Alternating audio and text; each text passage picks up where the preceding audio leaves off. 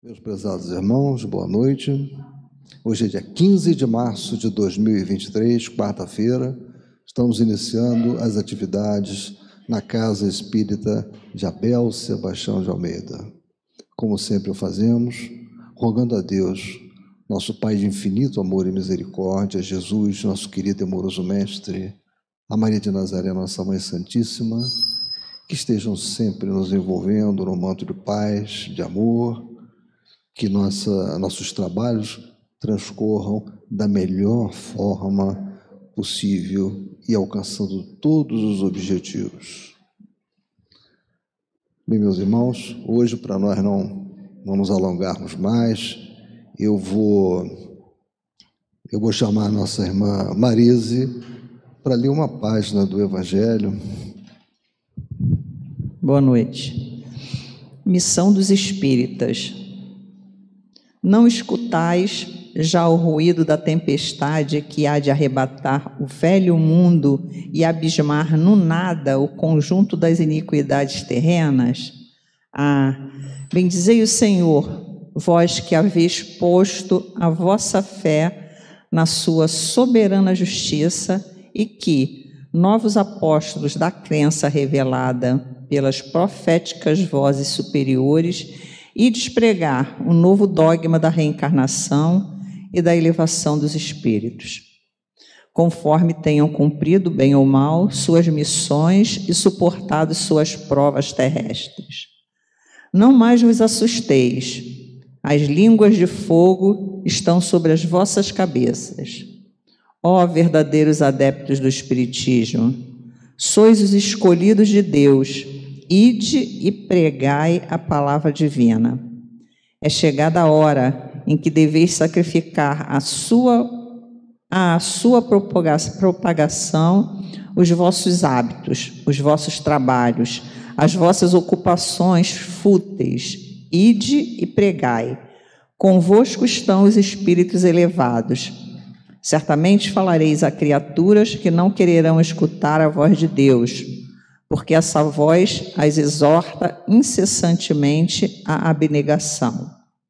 Pregareis o desinteresse aos avaros, a abstinência aos dissolutos, a mansidão aos tiranos domésticos, como aos déspotas. Palavras perdidas eu sei, mas não importa. Faz-se mister, regueis com os vossos suores o terreno onde tendes de semear, porquanto ele não frutificará e não produzirá senão sob os reiterados golpes da enxada e da charrua evangélicas. Ide e pregai. Ó todos vós, homens de boa fé, conscientes da vossa inferioridade em face dos mundos disseminados pelo infinito, lançai-vos em cruzada contra a injustiça e a iniquidade. Ide e proscrevei esse culto do bezerro de ouro, que cada dia mais se alastra. Ide, Deus vos guia. Homens simples e ignorantes, vossas línguas se soltarão e falareis como nenhum orador fala. Ide e pregai, que as populações atentas recolherão ditosas as vossas palavras de consolação, de fraternidade, de esperança e de paz. Que importam as emboscadas que vos armem pelo caminho? Somente lobos caem em armadilhas para lobos, porquanto o pastor saberá defender suas ovelhas das fogueiras imoladoras. Ide, homens, que grandes diante de Deus, mais ditosos do que Tomé, credes, sem fazer de questão de ver, e aceitai os fatos da mediunidade, mesmo quando não tenhais conseguido obtê-los por vós mesmos. Ide, o Espírito de Deus vos conduz. Marcha, pois, avante, falange imponente pela tua fé. Diante de ti os grandes batalhões dos incrédulos se dissiparão, como a bruma da manhã aos primeiros raios do sol nascente. A fé é a virtude que desloca montanhas, disse Jesus. Todavia, mais pesados do que as maiores montanhas, jazem depositados nos corações dos homens a impureza e todos os vícios que derivam da impureza. Parti, então, cheios de coragem, para removerdes essa montanha de iniquidades que as futuras gerações só deverão conhecer como lenda. Do mesmo modo que vós, que só muito imperfeitamente conheceis os tempos que antecederam a civilização pagã. Sim, em todos os pontos do globo vão produzir-se as subversões morais e filosóficas. Aproxima-se a hora em que a luz divina se espargirá sobre os dois mundos.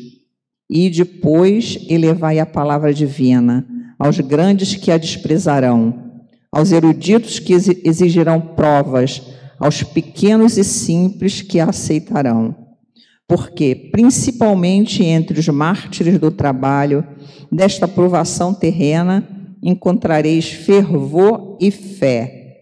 Ide, estes receberão, com hinos de gratidão e louvores a Deus, a santa consolação que lhes levareis, e baixarão a fronte, rendendo-lhe graças pelas aflições que a terra lhes destina. Arme-se a vossa falange de decisão e coragem. Mãos à obra, o arado está pronto, a terra espera. Arai. Ide e agradecei a Deus a gloriosa tarefa que ele vos confiou. Mas atenção, entre os chamados para o espiritismo, muitos se transviaram. Reparai, pois, vosso caminho e segui a verdade. E segue, a verdade. Pergunta: se entre os chamados para o espiritismo, muitos se transviaram, quais os sinais pelos quais reconheceremos os que se acham no bom caminho? Resposta: reconhecê-los-ei pelos princípios da verdadeira caridade que eles ensinarão e praticarão. Reconhecê-los-eis pelo número de aflitos a que levem consolo. Reconhecê-los-eis pelo seu amor ao próximo, pela sua abnegação, pelo seu desinteresse pessoal. Reconhecê-los-eis, finalmente, pelo triunfo de seus princípios, porque Deus quer o triunfo de nossa lei. Os que seguem sua lei, esses serão os escolhidos, e ele lhes dará a vitória. Mas ele destruirá aqueles que falseiem o espírito dessa lei e fazem dela degrau para contentar sua vaidade e sua ambição. Erasto, anjo da guarda do médium, Paris, 1863. Que responsabilidade, né? Bom estudo.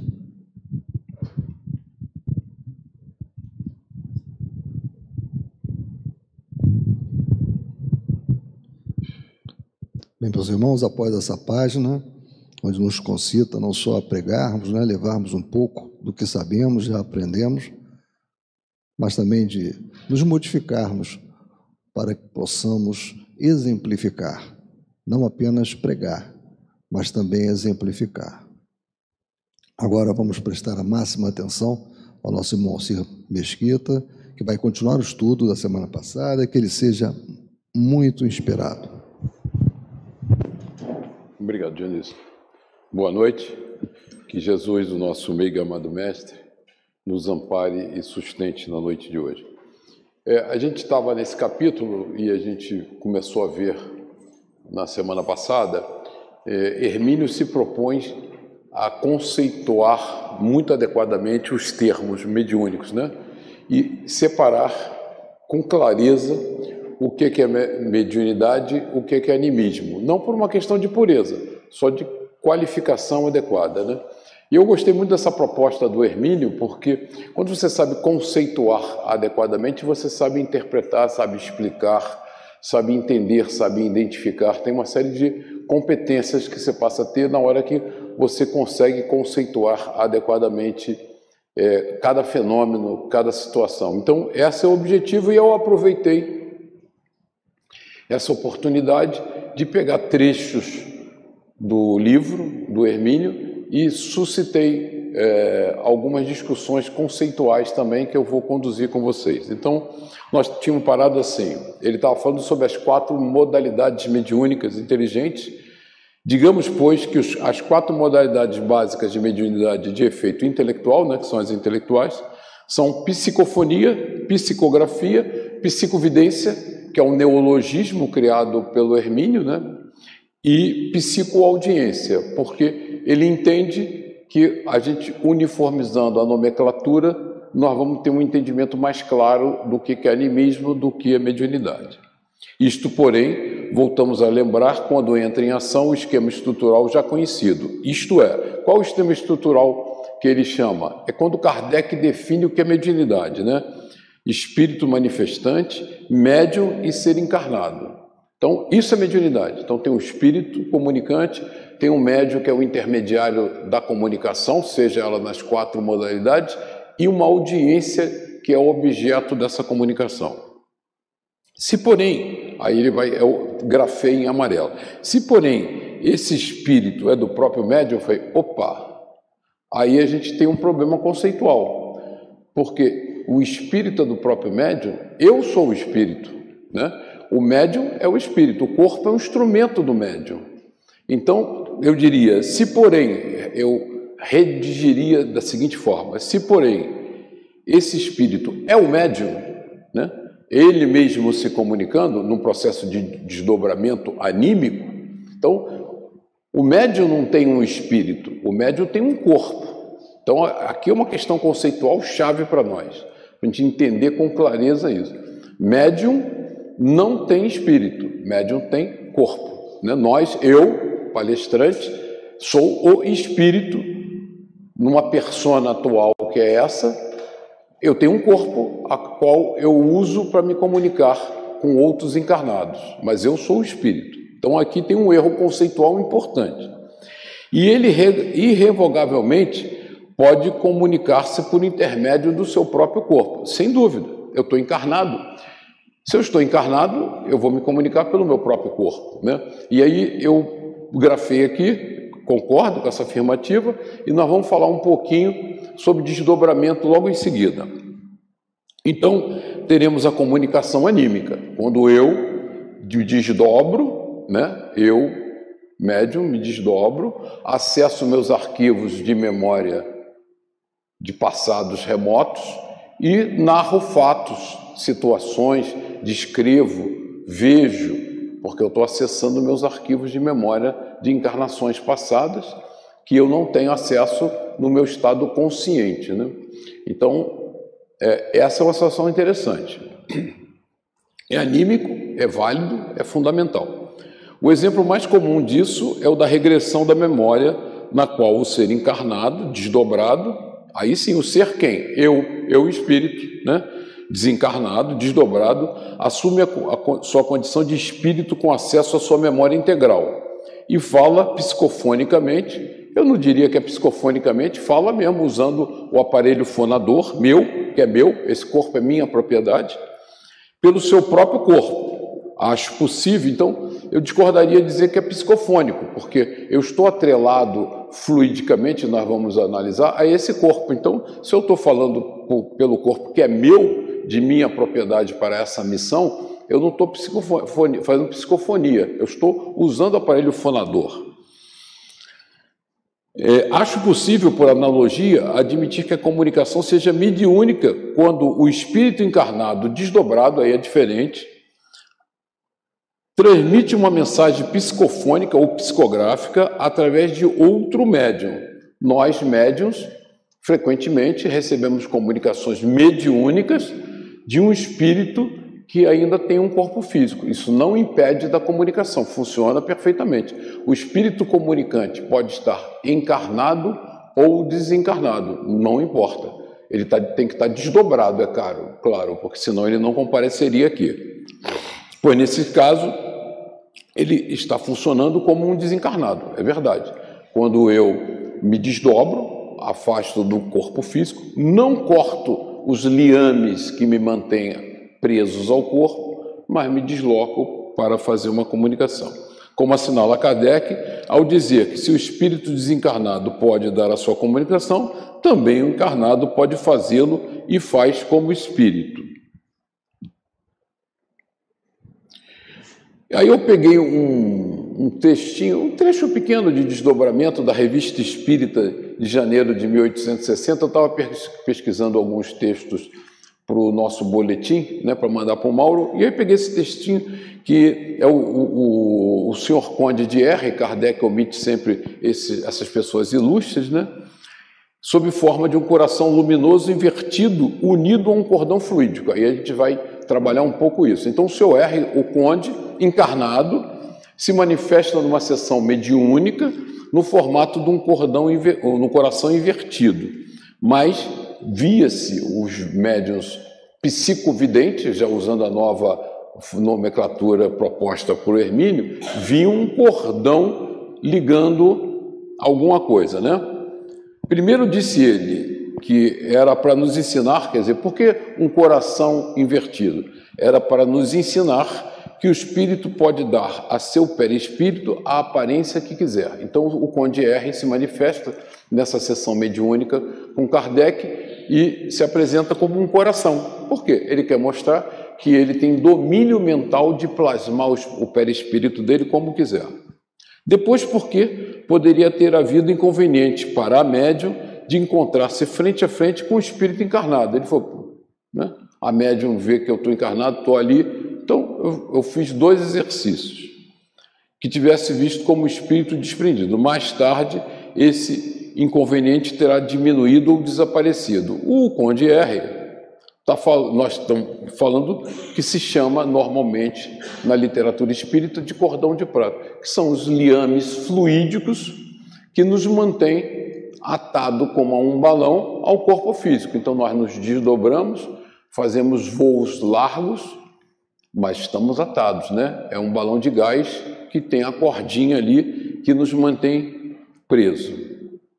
Então vamos falar um pouquinho sobre esse cordão energético que popularmente a nomenclatura se chama de cordão de prata. É interessante, e aí eu peguei na FEB o Luiz Carlos Gurgel, que fala sobre isso. Ele disse o seguinte: é interessante notar que também existe no perispírito estrutura semelhante às dos centros vitais do duplo etérico. Aí nós vamos falar um pouquinho sobre o duplo etérico, que a gente explorou no nosso curso de médiuns, quando falamos de chakra. Nós vamos falar um pouquinho aqui também, que nos interessa sobremaneira.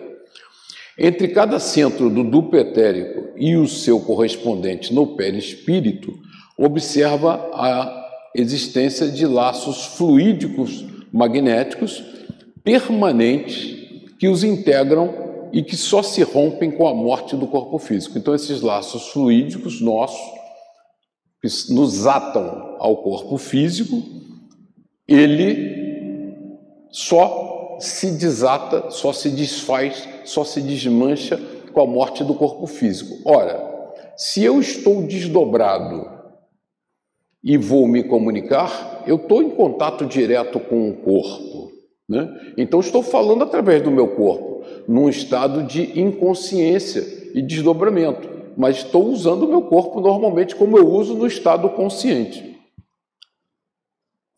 São esses laços que juntos formam o geralmente denominado cordão fluídico ou cordão prateado, né? Então, o Luiz Carlos Gurgel reforça essa denominação de cordão de prata. O cordão fluídico é o elo fundamental entre o físico e o perispírito. Então, nós vamos ver aqui o seguinte, né? Nós não estamos representados aqui, né? Nós espíritos temos o nosso perispírito, né? E vocês vão ver que essa figura eu peguei aqui por causa dos chakras, dos 7 chakras, que a gente foi explorar os chakras.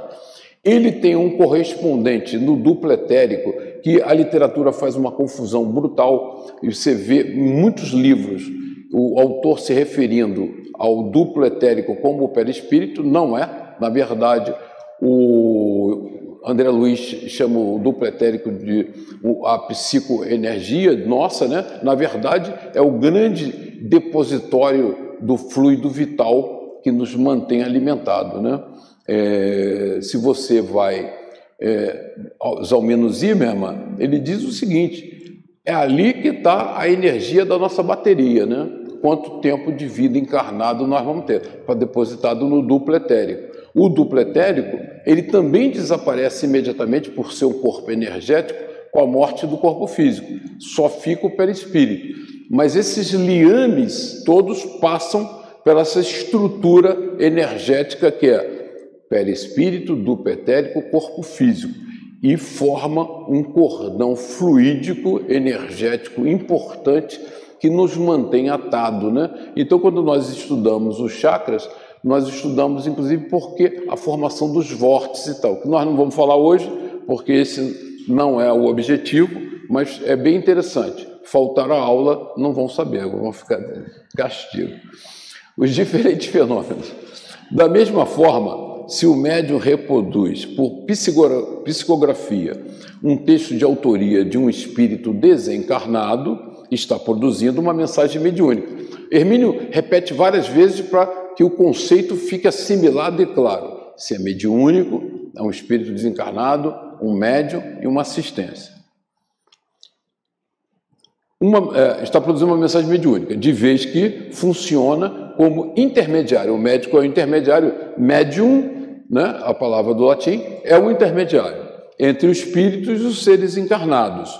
Se, porém, o texto provém seu próprio espírito, opa, aí nós estamos conceitualizando, aí eu botei entre parênteses. Se provém dele mesmo, né, porque o médium não tem um espírito, ele tem um corpo.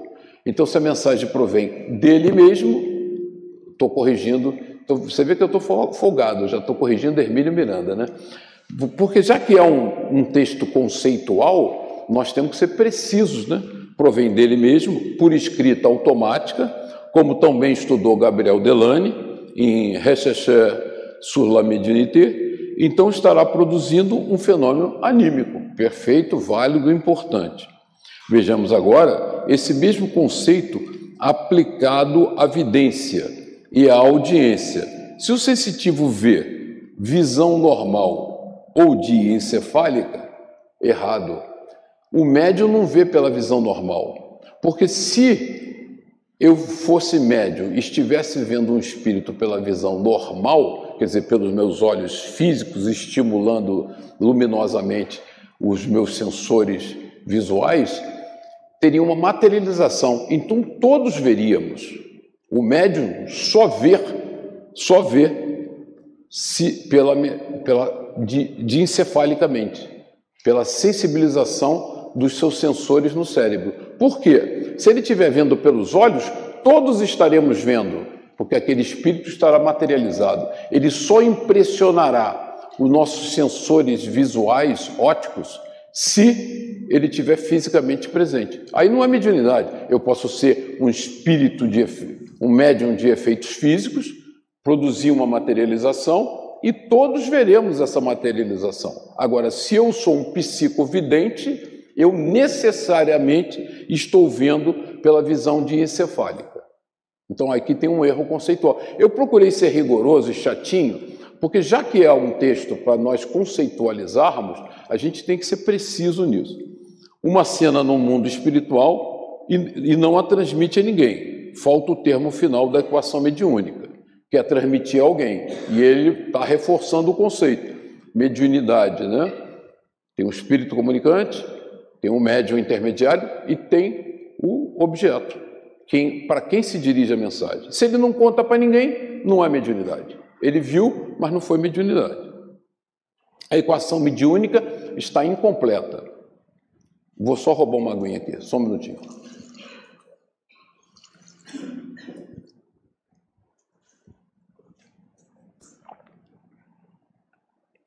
Então, voltando, né? A equação mediúnica está incompleta. Não está, portanto, produzindo uma comunicação mediúnica, e sim observando um fenômeno com o seu próprio espírito. Outro erro não marquei, tá vendo? Não é seu próprio espírito. Com ele mesmo, ele está observando. Quem observa é ele, o corpo não observa nada. Se houve ruídos, músicas ou frases pronunciadas por espíritos desencarnados, também não se caracteriza nenhuma comunicação mediúnica, a não ser ele as reporte a alguém com algum objetivo. Aí é mediúnico, quer dizer, tem um espírito comunicante, ele ouviu, psicoaudiência, ele escutou bem, sempre coclear, porque se ele ouvir é porque está havendo um efeito físico, então todos ouviríamos. Então ele ouviu, ninguém mais ouviu, por que só ele, médium, ouviu? Porque foi a audição coclear, ele ouviu, transmitiu a alguém, caracterizou uma comunicação mediúnica. Psicovidência e psicoaudiência. Há médiuns, por exemplo, que pela psicovidência contemplam figuras espirituais invisíveis às demais pessoas, sempre, né? Porque se for visível, é materialização, é efeito físico, não é psicovidência. Sempre. A demais pessoa presente. E lhe transmite suas impressões ou recados. Assim, por hipótese, vejo ali uma mulher vestida desta ou daquela maneira, ela tem os cabelos longos e claros, presos por uma fita azul no alto da cabeça. Diz ela que se chama Aurora e manda dizer a fulano, aqui presente, que está bem, apenas muito saudosa de todos que deixou na terra. Trata-se, portanto, de uma comunicação mediúnica, por psicovidência, combinada com psicoaudiência, pois o médium ouviu o espírito transmitindo as informações pertinentes às pessoas encarnadas que lhe são vinculadas por laços de amizade ou de família, e transmite. Então, ele caracterizou o fenômeno mediúnico, né? Aí ele comenta sobre a mensagem de Divaldo. Divaldo Franco transmitiu-me certa vez um desses recados mediúnicos psicovidentes e psicoaudientes.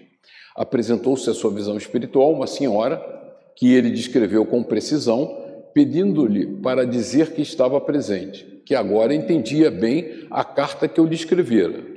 Havia, contudo, uma dúvida na curta mensagem. Ela me apontava, mas dizia a ele que transmitisse o recado a João. Só eu mesmo poderia ter entendido essa mensagem cifrada.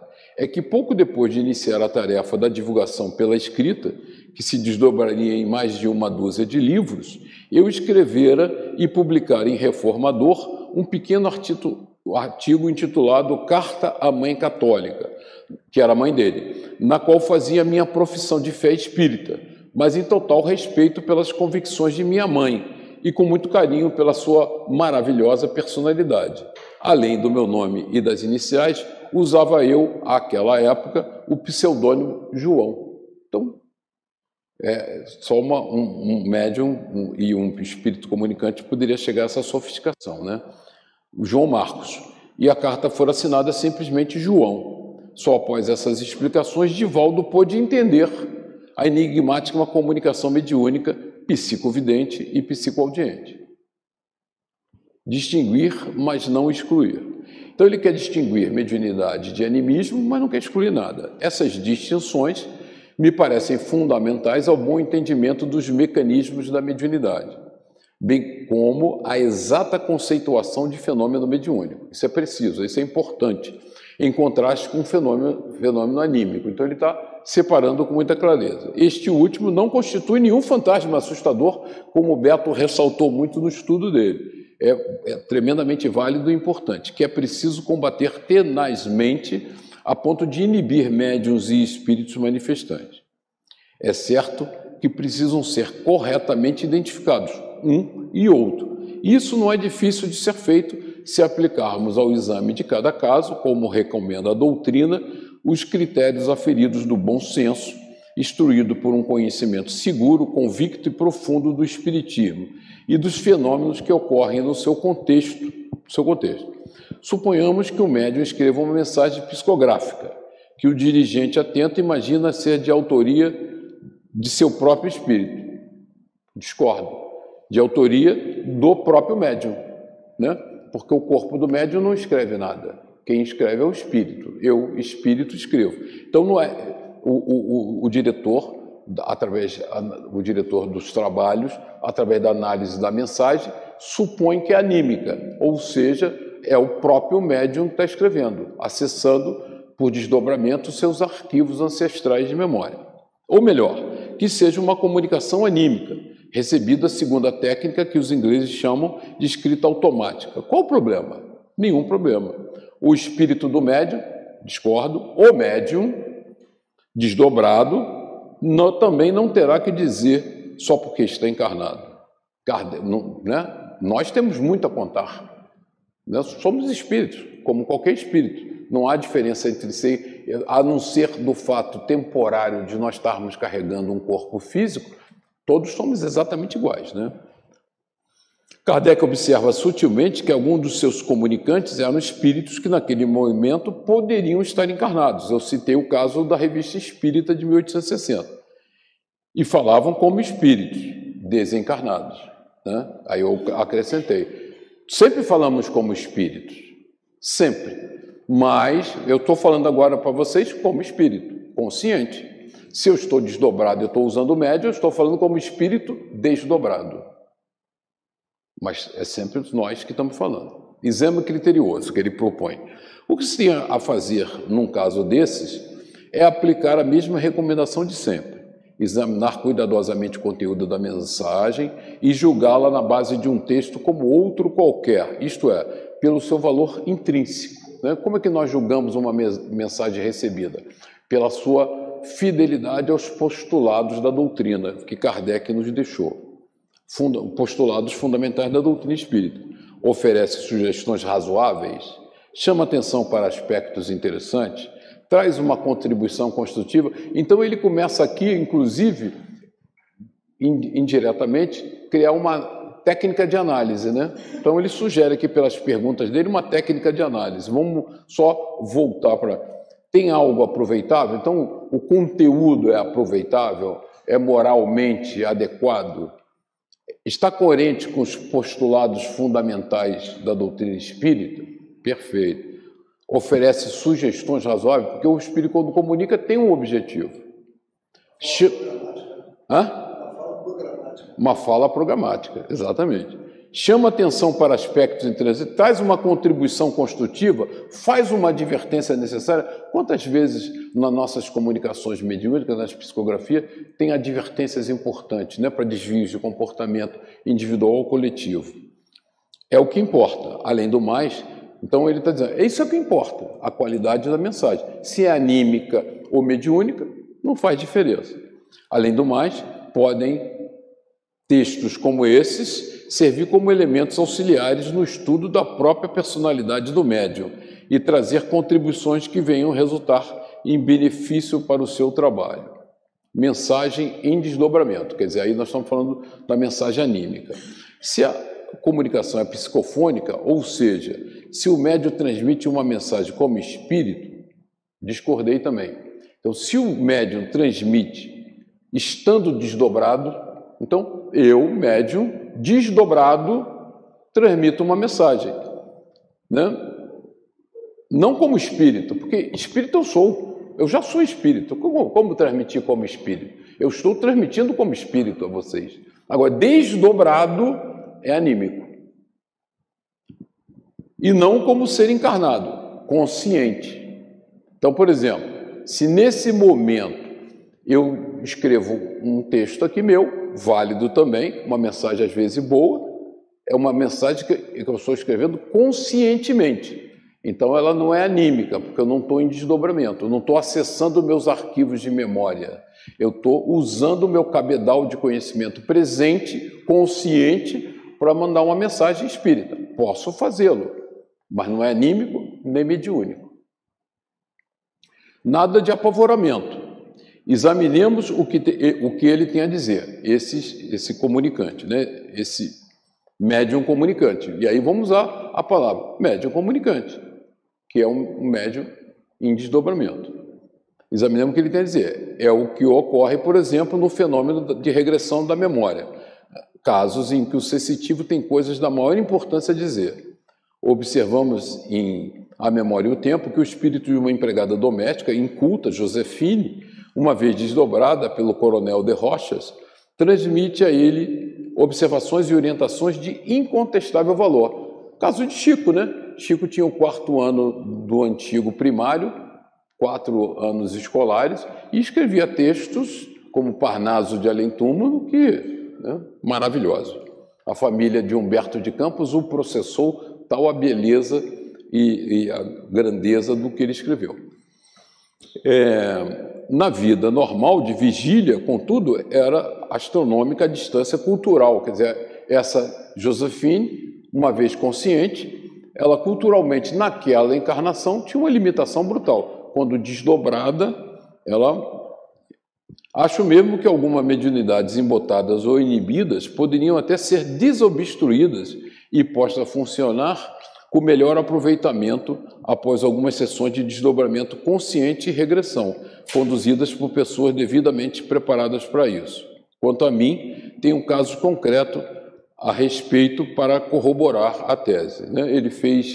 E eu peguei um texto que é muito legal, que ele fez com Augusto dos Anjos, no livro Je suis de Camille Desmoulins, que Augusto dos Anjos foi Camille Desmoulins na Revolução Francesa, foi um revolucionário importante, e por regressão de memória, ditou para Hermínio Miranda todo um livro contando os meandros da Revolução Francesa. É um livro que vale a pena ler, E eu peguei o trechinho do livro, dessa descrição, e ele dizia assim: o sensitivo que no momento está se recordando, mas não está lá, e ele usa esse livro de Camille Desmoulins para fazer duas conceituações muito importantes.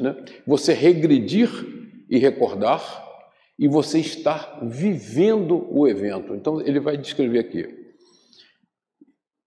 Ele pergunta, não se lembra da fase que teria dito há quase 180 anos. Ele pergunta a Camille Desmoulins, no caso, o Augusto dos Anjos, o que ele teria dito no último jantar dele com as pessoas.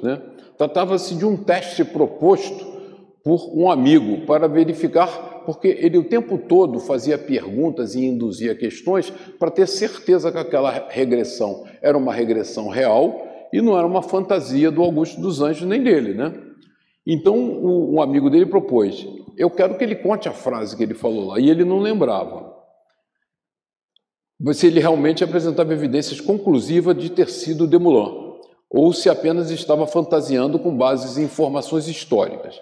Após uma pausa, ele pergunta ao magnetizador se a resposta é importante. Este acha que sim, porque se viria de um elemento a mais de convicção a juntar-se aos muitos que estávamos reunindo para apresentar um sólido caso, tão documentado quanto possível, da autenticidade de suas memórias. Diz então o sensitivo em transe: então espera um pouco, que eu vou lá. Então ele estava descrevendo, recordando, e aí o Hermínio provoca, falou: não, você não lembra a fase? Eu quero saber. Ele falou: então eu vou lá, eu vou viver. Decorridos alguns momentos de silêncio, ele retorna o diálogo: já estou aqui. Então ele estava vivenciando a cena. Ele viajou tempo e espaço e estava vivenciando a cena. O que mesmo que você quer? O operador repete a pergunta e ele começa logo a respondê-la. Sabe perfeitamente do que se trata. Haviam se reunido para conversar, trocar ideias, debater as questões vigentes e analisar as angústias da situação em que se encontrava. Era um jantar à noite em casa de um deles para aliviar as tensões. Ele e Desmoulins disseram aos amigos a famosa frase do apóstolo Paulo: bebamos e comemos, que amanhã nós não sabemos se estaremos vivos. E não ficaram mesmo, que ele foi o último jantar dele.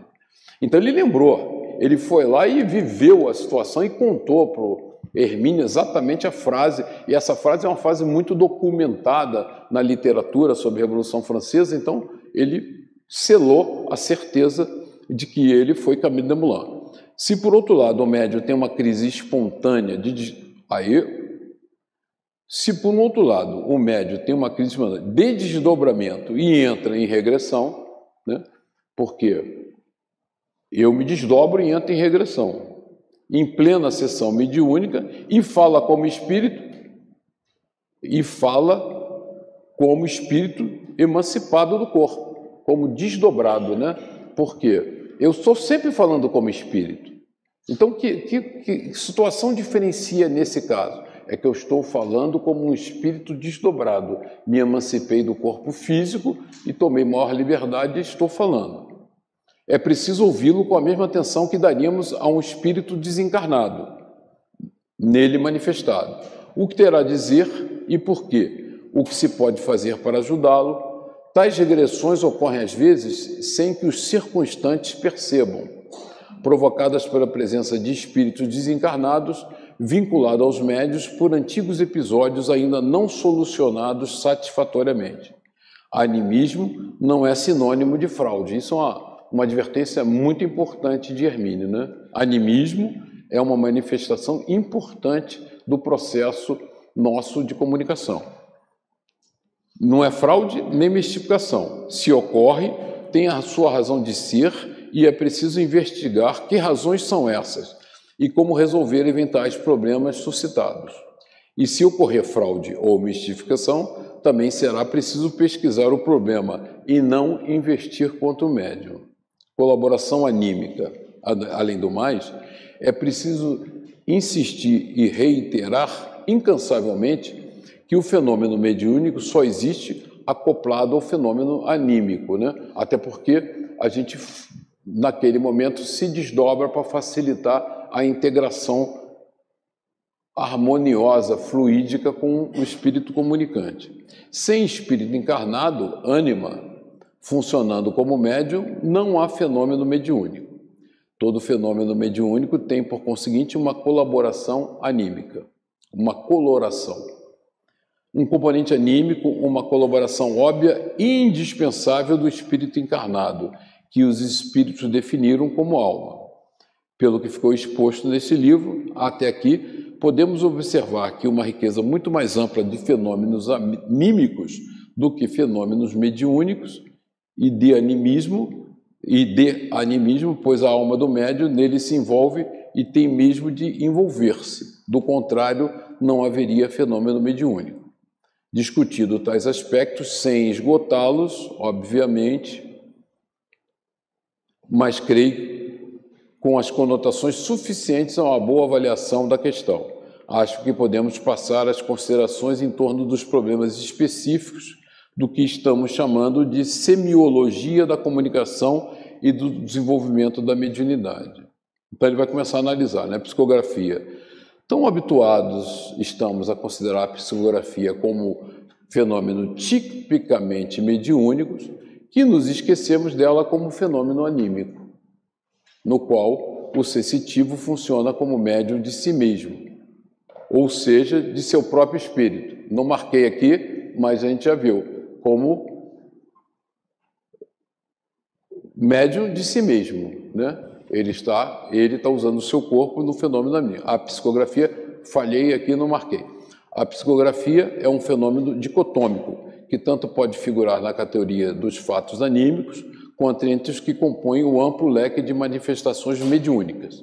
Quanto ao termo em si, e ao contrário dos vários outros como vimos, julgo poder considerá-lo adequado a uma aceitável conceituação dos fenômenos que se propõe rotular. Trata-se realmente de uma escrita, grafia, de natureza psíquica, psicografia, ainda que dotada de características peculiares e específicas, pois, no fundo, toda escrita é manifestação do psiquismo humano. Perfeito. Tá, isso aí está bem claro e é verdade. Se eu estou me comunicando e psicografando animicamente, é psiquismo humano, né? Eu desdobrei e estou... Ainda está pouco difundido o emprego da palavra, especialmente entre os povos da língua inglesa, entre os quais circula uma boa literatura especializada de pesquisa, de vez que continua sendo usada, nesse idioma, a conhecida expressão automatic writing, isto é, escrita automática, que não é verdade, né? Bem mais imprecisa, como se vê. Psicografia anímica. Para não expandir esta breve notícia além dos limites em que estamos procurando conter esse livro, valho-me do excelente estudo do Dr. Nandor Fodor, verbete Automatic Writing, que ele tem lá no livro dele sobre mediunidade, da sua Encyclopedia of Physical Science, na qual o assunto é tratado com abundância de informações, critério seletivo e bom senso. Define ele a escrita automática como textos produzidos sem o controle do ser consciente. Poderíamos, de certa forma, questionar a sua conceituação, pois sabemos que o espírito exerce pleno controle da situação e está sempre consciente. sem o que não poderia produzir o texto. O que ocorre é que a consciência está presente no ser em vigília e ausente, mas não inexistente, no estado de transe. Não há, portanto, esse automatismo que a expressão parece sugerir, como se os textos emergissem de um mecanismo impessoal à revelia do consciente.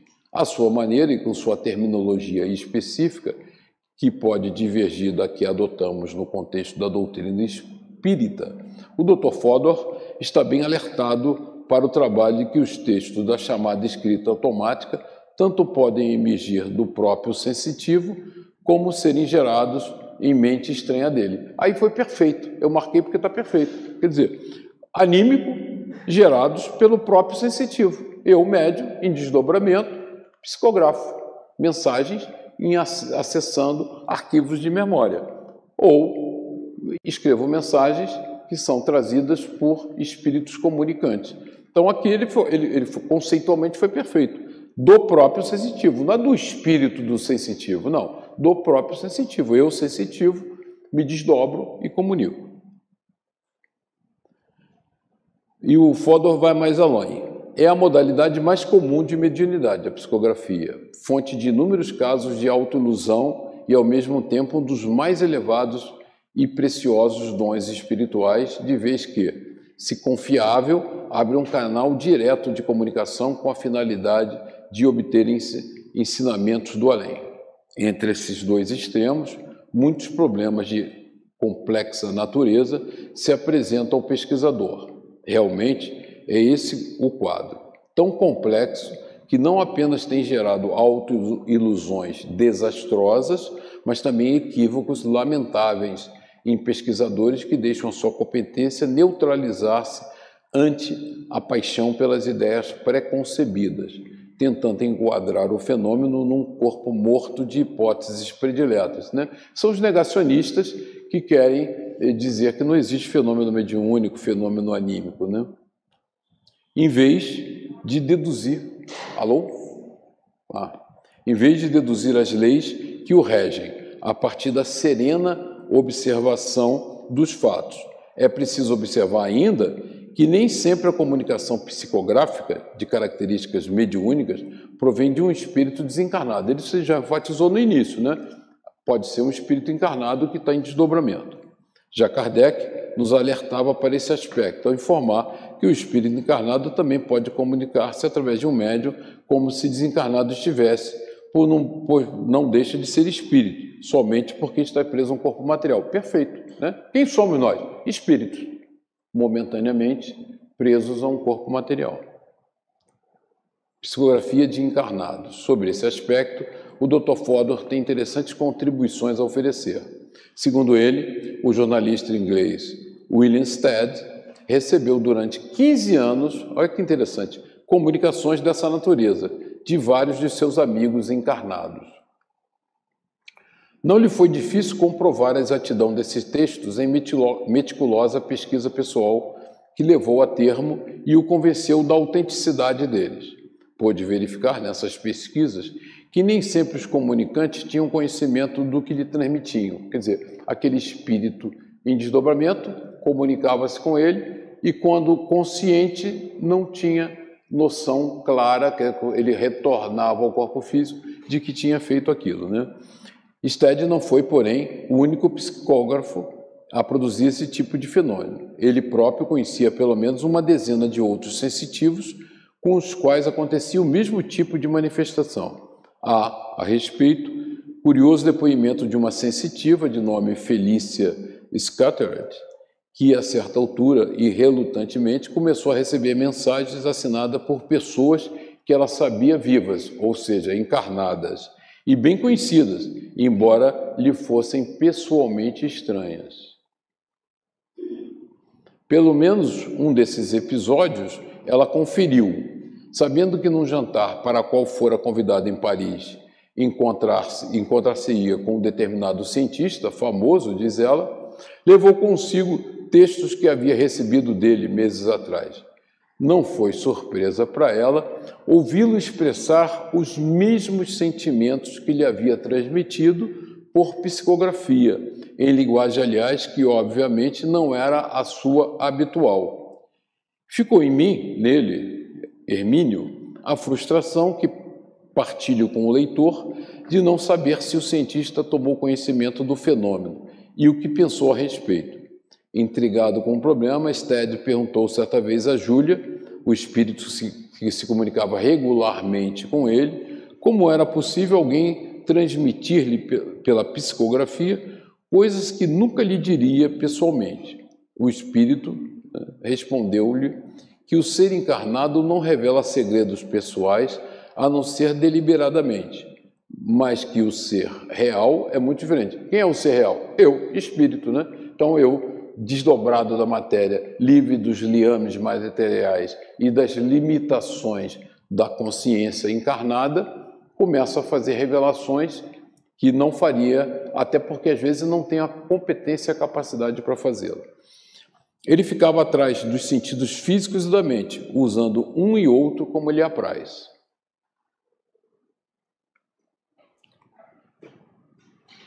Mas Stead não estava ainda satisfeito e voltou a questionar como ele podia obter de um amigo encarnado informações tão precisas sem o conhecimento do comunicante. Júlia informou o seguinte: Júlia é o espírito que protegia ele e se comunicava com ele. O ser real, quer dizer, nós espíritos, nem sempre se preocupa em dar conhecimento a seu próprio cérebro. E aí eu diria que não é questão de se preocupar, né? São limitações na utilização do cérebro físico, que transmitiu certa informação pela mãe de alguém. Ainda segundo o Dr. Fodor, uma senhora que ele menciona apenas pela inicial S, recebia regularmente mensagens psicográficas de Frederick Blythe Bond, o famoso pesquisador de Glastonbury, perfeitamente lúcido e ainda encarnado. Nos seus comentários sobre o assunto, Blythe Bond declara que a temática das comunicações girava em torno das suas pesquisas arqueológicas. A partir de 1922, após o encontro pessoal com a sensitiva, intensificou-se o fenômeno, como se acabasse de ser reforçado o vínculo que havia entre eles. As comunicações passaram daí em diante a conter respostas de certas dúvidas que Bond tinha em mente, ainda que não conscientemente formuladas, né? E a gente vai, isso é comum demais, não sei se vocês se lembram, quando Champollion decifrou a pedra de Roseta, né? Ele estava fazendo aquele estudo exaustivo da pedra de Roseta, né? A pedra de Roseta foi achada no Egito, escrito em hierógrafos e em outras linguagens. Então, pela comparação, seria possível decifrar os hierógrafos. Mas o Champollion, cansado, estudando, não conseguia fazer esse link entre a outra escrita e os hierógrafos, estava exausto. E uma noite, depois de anos de estudo, e ele trabalhando incansavelmente, ele adormece sob a mesa de trabalho. E quando ele adormece, ele tem um sonho, um egípcio o pega pela mão, leva a uma pirâmide e começa a mostrar para ele, Champollion, todos os sinais e os símbolos e seus significados. Quando Champollion acorda assustado, lembra perfeitamente o sonho e vai testar o conhecimento que foi transmitido para ele. E era perfeito, casava, match, deu certinho e ele decifra os hierógrafos egípcios. Então, ele consegue esse conhecimento em desdobramento, não encarnado no corpo físico, por causa das próprias limitações do corpo físico. Então, o senhor Bond, ele faz a mesma coisa, ele tem dúvidas, se desdobra e, pela médium, ele responde perguntas que angustiavam ele. Ao que parece, portanto, seu espírito desdobrado, perfeito, né? Bond, quem era o Bond? O espírito desdobrado, servia-se da sensitiva para esclarecer aspectos que, como ser encarnado consciente, né, ele continuou encarnado, ele se desdobrava, mas os liames fluídicos não se rompiam. Então ele, desdobrado, usava, porque estava liberto das amarras do corpo cerebral, respostas para ela. Quando de volta ao corpo físico, de forma consciente, constituíam verdadeiros enigmas para ele. Então, já que a gente está conceituando psicografia de encarnados, né? Se dispusesse da acessibilidade adequada, ele próprio teria conseguido produzir os textos com as informações por psicografia anímica. Conta ainda Blonde que certa vez a senhora S. lhe enviou uma carta que ele, Bond, escrevera para si mesmo, devidamente assinada com seu nome, ainda que a letra não fosse a sua. Mediúnico ou anímico? Não há como ignorar a dificuldade que existe em atestar positivamente se um texto recebido por psicografia é de origem mediúnica ou anímica. Isso não quer dizer, porém, que não seja possível fazê-lo. A mesma dificuldade prevalece quando se deseja identificar com precisão o espírito comunicante, tanto na psicografia anímica quanto na mediúnica, né? Não, na anímica eu não tenho dúvida, o espírito comunicante é o do médium, é anímico, né? É ele. Mas na mediúnica eu não sei quem é o espírito comunicante. Quanto na mediúnica ou ainda na psicofonia, a mesma coisa, né? A doutrina espírita não ignora ou minimiza tais dificuldades, mas alerta para o fato de que o fenômeno anímico não exclui nem renega o fenômeno espírita ou mediúnico. Ao contrário, confirma o dado que se o espírito encarnado pode manifestar-se pela psicografia, pela psicofonia ou por qualquer outra faculdade a seu alcance, inclusive materializando-se parcialmente, por que não pode fazê-lo o espírito desencarnado que dispõe de maior cota de liberdade, de conhecimento, de apoio para o que pretende realizar neste campo? Quando nós estamos em desencarnado, nós temos um potencial enorme por termos quebrado os liames do corpo físico, né? Psicografia comprovada. Além disso, existe abundante documentação testemunhal com suficiente credibilidade para demonstrar a autenticidade do fenômeno psicográfico. Aí ele está falando para os descrentes, né? Para aqueles que negam. Na verdade, ele não está falando para nós, né? Ele está falando para os descrentes. Nosso objetivo aqui, como ficou dito, alhures, não é o de provar a realidade espiritual, mais do que suficientemente demonstrada, e sim o de desdobrar o conhecimento decorrente para que o agnosticismo de alguns não retarde a marcha dos que desejam seguir em frente. Lembremos apenas um caso dentre muitos, o da mensagem autografada de Chamonix, o falecido prefeito de, não sei como se fala, Chessenaz, na Suíça, constante do livro Des Indes de la Planète Mars, do professor Flonois, e que deixou sem explicações o autor do livro adversário declarado e enfático da doutrina dos espíritos. A 14 de dezembro de 1872, esse é um fenômeno muito curioso, aí eu tirei, não está no livro, né? Só para a gente reforçar esses aspectos. A irmã Fox casa, uma das irmãs Fox, casa com um advogado importante, Dr. Jenkins, um advogado londrino, autor de um compêndio de direito romano moderno e secretário-geral honorário da Associação para a Reforma e Codificação do Direito Internacional. Ele cita isso para mostrar que não era um cara iletrado, né? O marido dela era um homem muito culto. Foi ele um dos primeiros espíritas da Inglaterra. Então, além de ser muito culto, ele era um dos primeiros. Assim relata Crookes, e eu botei em negrito porque é um testemunho de William Crookes, que é um cientista fundamental, né?